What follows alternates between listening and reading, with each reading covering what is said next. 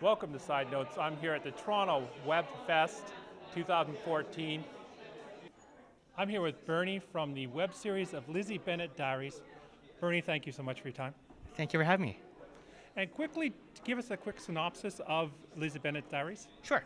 Lizzie Bennet Diaries is an adaptation of Jane Austen's Pride and Prejudice, told as a YouTube and interactive show.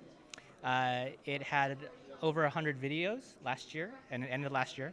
50 million plus views on YouTube, and it won YouTube's first and only to date Primetime Emmy Award. And when you first started your web series, can you talk about the kind of steps, kind of struggles you had along the way? Sure. I think exposure is always a big one. Getting people to discover it. I think for us, we were a little lucky.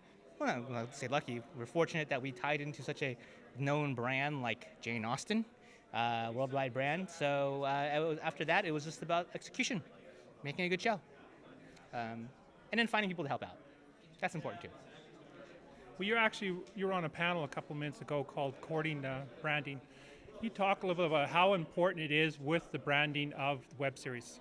Well, branding provides revenue for web series, and revenue is, of course, production, so that you can actually make your show and pay the people who work hard on your show. I think that's really important.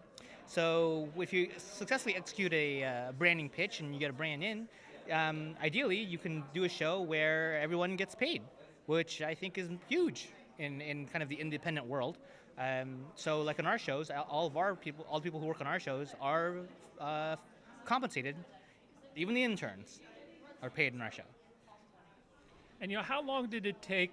We're talking right from the start of the concept itself to the script, and then seeing the final version, out on the internet. How many periods of time did that take? Well, for Lizzie Bennet Diaries, we spent about 6 months developing it, and this included things like writing and casting and stuff. And we launched the show, and then after that, we're talking. If we could start developing in the fall of 2011, we launched the show in spring of 2012. So it took a while, but we took our time. We weren't in a hurry, which I think is something that a lot of people, I feel, make as a mistake, is that they're just in this hurry to get the stuff out.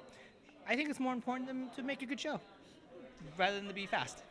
And your website, so people can go check it out, just in case they want to send you an email, they might want to ask you a question, they have a project themselves, might want some mentorship. Sure.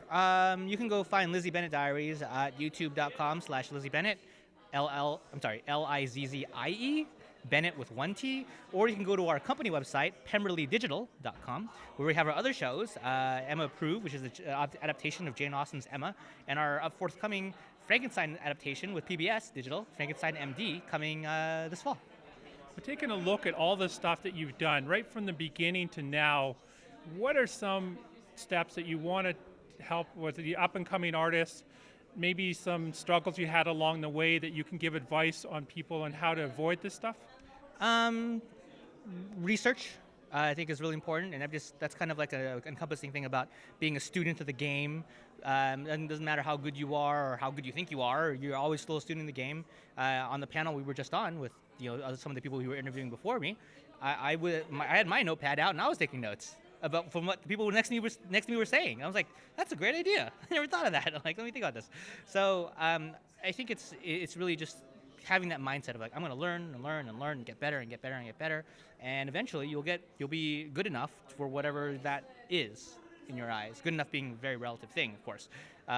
So even though some people say that I'm in a place where I am good enough, I want to get better, and I think if you just have that drive, you'll do the same thing. Well, thank you so much for your time there, Bernie. You're welcome. Thanks for having me.